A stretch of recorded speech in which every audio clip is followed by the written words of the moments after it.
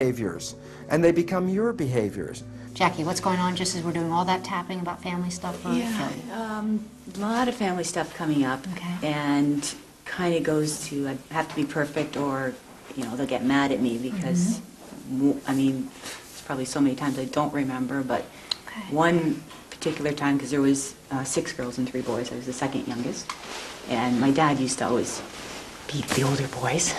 Okay. Tap on your collarbone right now. Okay. Okay. Which I obviously must have witnessed. Yes. And how do you feel when you're telling us that? Just say one more sentence about it, or a little bit more about it. Or just go to the eyebrow. He beat my brothers. He beat my brothers. Side of the eye, and I couldn't stop him. Under the eye, he beat my brothers. He beat my brothers. Under the nose, and obviously I witnessed it. Obviously I witnessed it. He beat my brothers. He beat my brothers. No wonder I don't want anyone mad at me. No wonder I don't want anyone mad at me. I certainly don't want my father mad at me. I certainly didn't want him mad at me. If something comes up that you don't want to say out loud, or you don't want to own, or you don't want to say you accept about yourself, that's the very thing you want to tap about, because that's the good news is that's leading you right to why you're stuck. It's shining a light on the place that needs your love and your compassion and your self-acceptance more than anything else. And the quicker you can get there and give yourself that, the quicker you're going to dissolve that block and get on with your life. The subconscious has programs in it that we primarily got from other people in our development. And the significance about that is that if we are operating from this subconscious mind and not seeing it, then we're also not seeing that we're playing programs that may not be in any way supporting who we are and what we want. Most of us have core issues around powerlessness and worthlessness. That's it. 2 things. I'm powerless and I'm worthless. We picked that up at some level to some degree in our childhood. No wonder I try to be perfect. No wonder I try to be perfect. Eyebrow, he beat my brothers. He beat my brothers. And I watched. And I watched. And I heard. And I heard. And I felt it. And I felt it. He beat my brothers. He beat my brothers. No wonder I've been trying to be perfect. No wonder I've been trying to be perfect. I think if you're perfect, you won't be beaten. I think if you're perfect, you won't be beaten. In the midst of all this, I went to the bathroom. For my whole life, since I've been potty trained, I thought it was normal to hold it forever. In grade school, I had to raise my hand to go to the bathroom. And if the teacher was involved with something that was important to her or him, whoever the teacher was, they would just ignore my hand. And I remember wetting myself in like the 3rd or 4th grade because I just couldn't hold it any longer, but I didn't get permission to go. And that has stayed with me since then. I'll often say to people, well, as we're tapping through around, you're living your life based on the decision of a kindergartner. How often do you now go down to the local school and go to the kindergarten class and ask kids for their advice on your major life decisions, Hey, what's your name, Stevie? Yeah, look, I'm thinking of buying a couple of houses. Here are the different houses I'm looking at. What do you think? They say, well, that would be crazy. It's like, well, you're doing it, though. You're asking a kindergartner for advice in everything you do. Should I ask my boss for a raise? No, don't do that. The teacher will get mad. Okay. We learn our behaviors and learn about interpersonal interaction from our parents and how their relationship is, how they treat our siblings, whether we have siblings. That's where we learn everything, is really what do people say to each other, how do they respond after an argument, what do they do when there's tension, and kids pick all of that up. They know when there's tension in the room. You know what a razor strap is? It's a piece of leather that the old barbers used to sharpen their straight edge razors. Yeah. And so when I wouldn't do something my father wanted me to do, he'd get the razor strap out and just whip me. And it seemed like every day, and I don't know if it was every day, but it was several times a week. Why am I carrying this? Why am I carrying this? Why am I carrying this sadness? Why am I carrying this sadness? Why can't I bring it down to a 0? Why can't I bring it down to a 0? What happened? Why did you say that? Now I just understood why I'm feeling so sad. Why? Because if this hadn't happened, maybe my relationship with my father could have been much better. Stay tuned into that, this relationship. What's really important is to be willing to work to get to the root cause of what's going on, and that generally comes up as a thought, you know, a memory, an idea, an image, or, you know, something that's generated from within. Get together with a group of friends and brainstorm what are the things your parents said to you growing up that you think are still limiting you. If you get 5 or 6 people together and do that, and people start things like, well, eat all the food on your plate, the kids in China are starving, and then you go, today if I go to a salad bar and I take a lot of food, even if I'm full, I keep eating it because I don't want the children in China to starve, you know, whatever. So that brainstorming technique, you can come out with a lot of things, you know, children should be seen and not heard, you'll never amount to anything, you know, your father was a drunk, so you'll be a drunk too, and you know, no women in this family have ever gone to college, and what makes you think you can, and you've got to hide your feelings, don't air your dirty laundry in public. I mean, there's just a ton of stuff we got. To give you like an amusing anecdote about it, is you know somebody and you know their parent, and you realize that this person and their parent pretty much have the same behavior. And so you, in enthusiasm, you burst on the scene and you say, you know, Mary, you're just like your mom. As soon as you say that to Mary, back away from Mary. Why? Because she's not going to take this in welcoming news for her. She's going to say, like, how can you say that? To her, she's not like her mom at all. And the issue is interesting. Is like the joke is, everybody else can see that Mary's like her mom, but Mary can't. Why not?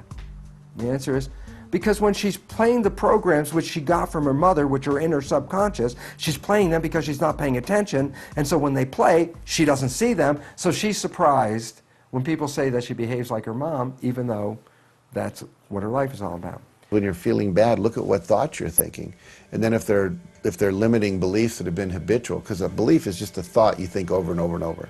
Well, I feel that he power trips over me, and I feel like he's always blaming me for something, making me feel inadequate. I just, you know, I just can't possibly do it. Other people can plan their week. I just can't seem to plan my week. Things always come up, and I just can't even get it on paper. I don't feel like I should have a happy family. That's Got that? my family, because I Got destroyed all these other families. What I found is when you state the limiting belief, like I'm not good enough, I'm afraid, I don't know where money's going to come from, I don't know if my business is going to succeed. I mean, there's all kind of beliefs that are unique to the person. When you state that, you're not anchoring the belief, you are releasing the belief. When I said self-blame or I blame myself, did that resonate with you? Oh, I blame myself for everything, so yes. Yes, it did. Okay? Say out loud, it's my fault. It's my fault. It's all my fault. It's all my fault. They wouldn't help me. They blame me for the accident. And I'm angry about it. I'm very angry about it. It's not fair. Under the nose, haven't I suffered enough? Haven't I suffered enough? 99% of the time. When people name the issue accurately and are allowed to finally say, I'm resentful, or I'm so profoundly hurt, or the betrayal, I thought the betrayal was going to kill me. When they say it out loud, they might cry, but they are completely relieved. Say out loud, I chose a lousy partner. I chose a lousy partner. How true is that? He's still a lousy person. I'm afraid to get better. I'm afraid to get better. Because it's going to threaten my brother. He is going to threaten my brother. How does that feel?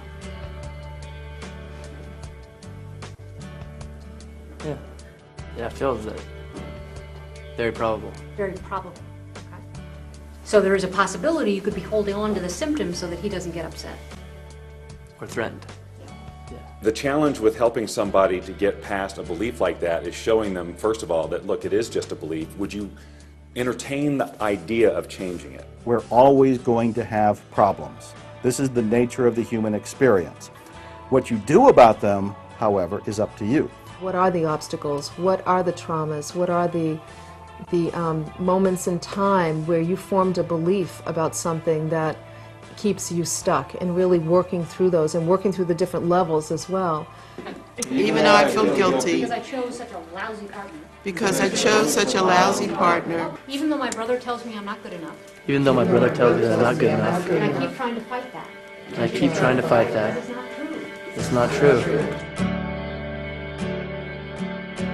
There is something else going on. I mean, there's an invisible part of all of this. It's such an experiential thing. You can talk about it all day, but until a person experiences what it feels like for that resistance to melt away, I mean, it's all just theoretical. You have to walk them through it. I remember doing a seminar for a Benedictine abbey down in Florida. And many of the monks there were there out of guilt, not out of a desire to be closer to God. One guy had taken an entire troop up the Rhine River during World War II. Everyone was killed but him, and he was the leader. So he came back, went on about a 3-week drunk, and then basically joined the monastery. And I said, so why did you join? He said, because I didn't believe I deserved to have any more pleasure in my life. I did to kind of abrogate that. And so this sense of unworthiness is a big issue for people. Say out loud. Now I'm just testing him, right? I don't deserve to have a happy family. I don't deserve to have a happy family. How true does that feel, 0 to 10? It's way down, way down. Could you give it a number? 2. 2. From a 10 to a 2, if your vibration is I don't deserve to have a happy family and it's as high as a 10, when it goes down to a 2, your vibration is different, your behavior is different, how you talk to people, how you stand, your posture, everything will be different if your vibration changes that much. There's a beautiful word dealing with beliefs called praxis, P-R-A-X-I-S. It's an excellent word. Praxis is the integration of belief with behavior. You'll often hear people say, yeah, I believe that I can do a lot better than I'm doing, but they don't do it. Why? They believe it intellectually, but their paradigm doesn't believe it. They're saying, I believe I could multiply my income, but their paradigm is saying, you just never have enough money. So you see, we have beliefs on a conscious level, and they're beliefs we normally discuss in social situation, in conversation. But if you watch the person that's saying that they believe this, they believe that, watch their behavior and their results would indicate they've never heard of it. Positive thinking is a creative thought that comes from the conscious mind. Okay, so if I have a thought for being healthy or being in a good relationship, and I'm doing positive thinking, and at the same time, I have acquired programs in my development that said, you're not as healthy as you think you are, and you're not that good a person to have those kind of relationships.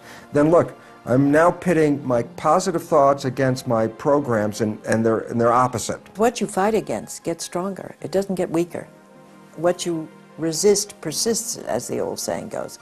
So when you are fighting against negatives, you're strengthening them, you're thinking of them. You're saying all this negative stuff, but tacking on the points, and the only thing I can think of is you're releasing that problem by addressing it. Is that Well, that's it, and that's come up a lot. It's like, well, I'm trying to be positive, so I don't want to speak the negative. So I'm sure you've heard of the technique of writing an enormous check to yourself. So let's say you write a check out for $1 million. That's not enough for law of attraction. What I want you to do is look at the check written out to you, look at the amount, and hold it. How does it feel? And if you have any anxiety or any emotional blocks to holding that check that's written out to you for $1 million, that's going to get in your way. I need to let go of whatever it is, release literally what I've been holding on to, and let it go so that I have a capacity to receive that which is wanting to come into my life, that which I preferred and desired and intended and set goals for and so forth. You have to work hard to have enough money. I don't want to be poor. I don't want to be without money. I went through the last 5 years being very broke, having to declare bankruptcy in 2001. Poor me. Poor me. Poor me. And I'm poor. You know, I mean, financially, I don't have what I really want. If you want to know what you believe about money, just look at your money status. What's happening with your money? People think they're focused on something positive, and they're not. So they think they're focused on, I want more money, why aren't I getting it? They're actually quite worried about scarcity and not being able to pay their bills. The way to earn money is out there. The information is out there. I mean, we're in an office here surrounded by information. There's no shortage of that. The only thing that interrupts that flow is you and your beliefs. And the tapping helps erase the negative limiting beliefs. Even though I went bankrupt? Even though I went bankrupt? I think it's disgusting. I think it's disgusting. I deeply and profoundly. I deeply and profoundly. Accept myself anyway. Accept myself anyway. I keep trying to be safe all the time. I won't take chances. I won't take risks. I don't push myself to do what I know I can do because it might not be safe. Remember what she told us earlier? Yeah. Might not be totally safe. So then you protect yourself. You live a very safe, quiet, small life. The more we work on keeping ourselves balanced energetically using these kinds of tools, the more attractive we become. And I'm not talking about physical beauty necessarily, although I'm sure that's part of it as well, but I'm talking about energetically as we start to put our